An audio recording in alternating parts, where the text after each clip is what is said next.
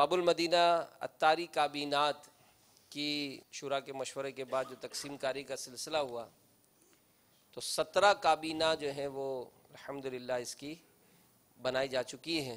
سبزواری کابینہ جس میں ہمارے کھارا در، میٹھا در، کیماڑی، نیاباد، آگرہ تاج کے علاقے شامل ہیں۔ سبزواری کابینہ کے ڈویژن مشاہد کے نگران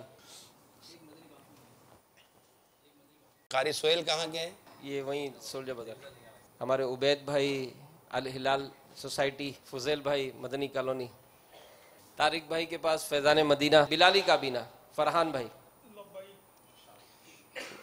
نئے نگران کابینہ، ماشاءاللہ ان کی بھی نئی تقسیم ہوئی ہے۔ سب تقریباً انہوں نے 8 ڈویژن بنائے۔ رضوی کابینہ کورنگی لانڈی، یہ حاجی نثار کیوں کتنے ٹائم بعد ناری آئیں کہتے ہیں؟ حاجی نثار ڈویژن نگران بنی ہوئے، عزیز آباد اور اس کا پورا یہ وہیں کے بنیں گے جہاں اعتراض کرنے کی ضرورت نہیں ہے نا، وہ اعتراض مت کیجیے، نکل جائیے آگے۔ جس دن اعتراض کرنے کی عادت نکل گئی نا، اس دن ترقی آپ کے قدموں میں لوٹے مارے گی۔ یہ بیان کس سے سنا ہے؟ امیر سنت کا؟ نہیں، ہاتھ اٹھاؤ۔ یہ بیان کس سے سنا امیر سنت کا؟ نہیں، نام نہیں، بس یہ اتنا لیٹسٹ ہے کہ یہ میرا کہنا ہوگا، ان کو پکڑنا ہوگا۔ یہ اسی ہفتے ہوا ہے۔ میرا جھگڑا، کسی کی بات میں اعتراض وارد کرنا، جھگڑنا، میرا تو میرا یہ امیر اہل سنت نے یعنی جھگڑنا، امیر اہل سنت نے اس ہفتے مدنی مذاکرے میں اس عنوان پر بیان فرمایا، اور باقاعدہ آپ نے فرمایا کہ اگر یہ عادت یعنی اعتراض کرنے کی عادت اگر ہماری نکل جائے، ہاں اگر شریعت نے آپ پر واجب کر دیا اعتراض کرنا تو اس کی تو کوئی ممانعت نہیں کر سکتا، نہ روک سکتا ہے، لیکن وہاں بھی وضاحت ہوئی تھی کہ اعتراض کرنے کی جہاں ضرورت ہے وہاں بھی اعتراض قابل اعتراض نہ ہو، اعتراض کرنے کا انداز بھی اچھا ہونا چاہیے، وہ قابل اب اعتراض کیا، آپ کے اعتراض پر ہی کئیوں کو اعتراض ہو گیا کہ یہ کون سا اعتراض کرنے کا طریقہ تھا۔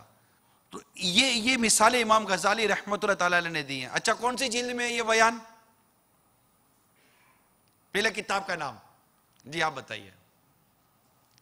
احیاء العلوم کی 3ری جلد۔ جواب درست ہے، زبان کی آفتیں۔ یہ احیاء العلوم مطبوعہ مکتبۃ المدینہ، صفحہ نمبر 357۔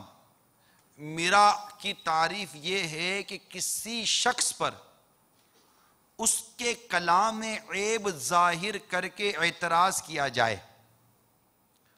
خواہ یہ اعتراض صاحب کلام کے الفاظ، معنی یا اس کے قصد میں ہو، انکار اور اعتراض کرنا چھوڑ دیا جائے تو میراث سے بھی جان چھوٹ جائے گی۔ لہذا جو کلام بھی تم سنو، اگر وہ حق ہو تو اس کی تصدیق کرو، اور اگر وہ باطل یا جھوٹ ہو اور اس کا تعلق دینی امور سے نہ ہو تو اس سے خاموشی اختیار کرو۔ کتنی خوبصورت بات کی۔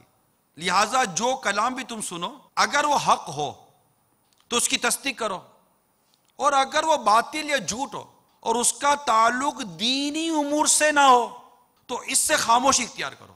الفاظ میں عیب ظاہر کر کے اعتراض کرنے کی صورت یہ ہے کہ نحوی یا لغوی یا عربی انداز تکلم کے اعتبار سے اس کی غلطی نکالی جائے، یا مقدم کو مؤخر یا مؤخر کو مقدم کرنے کے سبب کلام کے نظم و ترتیب بگڑنے کی وجہ سے اس کی غلطی نکالی جائے۔ فرماتے کلام میں اس طرح کی غلطیاں کبھی تو علم کی کمی کی وجہ سے ہوتی ہیں یا زبان کی لغزش کے سبب، الغرض غلطی کسی بھی سبب سے ہو اس پر اعتراض کا جواز نہیں۔ تو بھائی کون کون نیت کرتا ہے کہ آج کے بعد مدنی مذاکرہ نہیں چھوٹے گا؟ سچی پکی نہیں ہے، پکی نہیں ہے۔ دیکھیں کتنا اہم مدنی پھول، اور میں نے جب پوچھا تو ہاتھ اٹھانے والے 3 یا 4 اسلامی بھائی تھے۔ تو اللہ کرے کہ ہم سب مدنی مذاکرے کے پابند بن جائیں، اور فیضان مدینہ میں آ کر پابندی ہو تو کیا بات ہے مدینے کی۔ تو انشاءاللہ تعالی مدنی مذاکرے میں شرکت سے ہماری بہت ساری بری عادتوں کی نشاندہی ہوتی ہے. جیسے کہ ابھی امیر علیہ سنت کے مدنی مذاکرے سے تھوڑا بہت ہم نے استفادہ کرتے ہوئے جھگڑا اور جدال کے حوالے سے چند مدنی پھول میں نے احیاء العلوم کے حوالے سے جو باپا نے بیان کیے تھے وہ عرض کیے. تو یہاں پر ایک دوسرے پر غالب آنا ہے نا، یہ درست نہیں. جھگڑے کا کالا منہ کرنا ہو نا جہاں آپ کو لگتا ہو کہ یار مطلب ختم کرو، اس کا بہترین طریقہ یہ ہے کہ 2-4 جملے اپنی زبان پر ہم لے لیں. وہ ہوتے ہیں کیا کروں، میری غلطی تھی، مجھے بڑا افسوس ہے، آپ کا تو دل بہت بڑا ہے. اس طرح کر کے آپ بہت ساری غلطیوں کا اعتراف کر کے بہت سارے شیطانی واروں کو خالی کر سکتے ہیں. اپنے گرد مدنی انعامات والوں کو لیجیے. باپا نے پچھلے دنوں ایک بہت ہی خوبصورت عمل پر اتنی خوشی کا اظہار کیا کہ میں نے کم ہی دیکھا ہے باپا کو اتنی خوشیوں کا اظہار کرتے اور اتنی دعائیں دیتے ہوئے. کوئی بتائے گا کس معاملے میں؟ جی فرمائیے. 12 روزہ مدنی انعامات اور مستقل کفل مدینہ کورس. ماشاءاللہ. ٹھیک ہے، خواہش کیا ہے کہ زبان کا کفل مدینہ لگ جائے. کیا یہ نہیں ہو سکتا کہ میرے نگران اور ذمہ داران لکھ کر بات کریں؟ کچھ اشارے سے بات کرنا شروع کریں، کچھ اشارے سے شروع تو کریں. آپ کے پاس گھر ہی نہیں ہے، مدینہ میں کتنے بجے، تو کوئی اس طرح اشارے سے کام چلتا ہو تو اشارے سے بات کر لیجئے. آپ میں سے تو یار کوئی میدان میں آؤ اور اس طرح مطلب کہ مستقل کفل مدینہ کی اس تحریک کو ہم اپنے علاقے میں نافذ کریں. ہے کوئی جو اس میں ساتھ دے؟ میں ان کے پاس جاؤں، یہ مطلب آپ حوصلہ افزائی کا انداز دیکھیے کہ میں ان سے دعائیں لوں، میں ان سے دم کرواؤں. وہ خوشی جو ان کو دیکھ کر ہوئی ہے، آخر کیا ہے ان میں ایسی چیز؟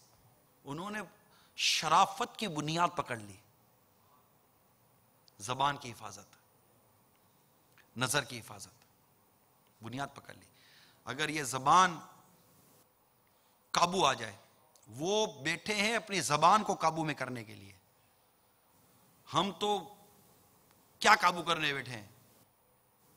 وہ اپنی نفس کو قابو کرنے کے لیے بیٹھے ہیں. وہ جہاد اکبر کے ساتھ بیٹھے ہیں، وہ اپنی نفس کے ساتھ جہاد کرنے کے لیے بیٹھے ہیں. اور ان کی اس کوششوں کو قدر کی نگاہ سے دیکھنے والا یہ جوہری ہی ہونا چاہیے تھا. ہیرے کی قدر جوہری جانتا ہے. ہر چمکتی شے سونا نہیں ہوا کرتی، مگر وہ چمک تھی جس کو کہے گیا جوہری کہ یہ سونا ہے. فراخ دلی کے ساتھ ان کی حوصلہ افزائی کی، کھلے دل کے ساتھ حوصلہ افزائی کی، اور دنیا دعوت اسلامی کو بتا دیا کہ میرا پسندیدہ انداز کیا ہے. اعتکاف کی باتیں ہوئی، پورے دنیا بھر سے نیتوں کا بھی سلسلہ ہوا. ظاہر یہی ہمارے اراکین کابینہ ڈویژن نگران، کیا ہی اچھا ہو کہ اس بار جو باپا کی بھرپور کوشش بھی ہے، اگر یہی ہمارے ذمہ داران بھی اپنے آپ کو پیش کریں کہ باپا کے ساتھ ہم بھی 30 دن کا اعتکاف کریں. پورے ماہ رمضان کے لیے کوئی ہے خود کو پیش کرنے والا؟ تھوڑا اٹھے تو ان کی زیارت کروں. پورے ماہ رمضان کے لیے باپا کی بہت خواہش ہے یار. یہ رمضان باپا کی خواہش پر قربان. سبحان اللہ. یہ رمضان ماشاءاللہ. تو ماشاءاللہ یہ وہ اسلامی بھائی ہیں جنہوں نے اس سال 1435 سن ہجری کے ماہ رمضان کو عالمی مدنی مرکز فیضان مدینہ میں گزارنا ہے. پورے ماہ رمضان انشاءاللہ. ماشاءاللہ. اللہ تبارک و تعالی ہمیں استقامت عطا فرمائے. آمین. تشریف رکھیے. اچھی تعداد ہے. اب جو رہ گئے اس کو تیار کیجئے.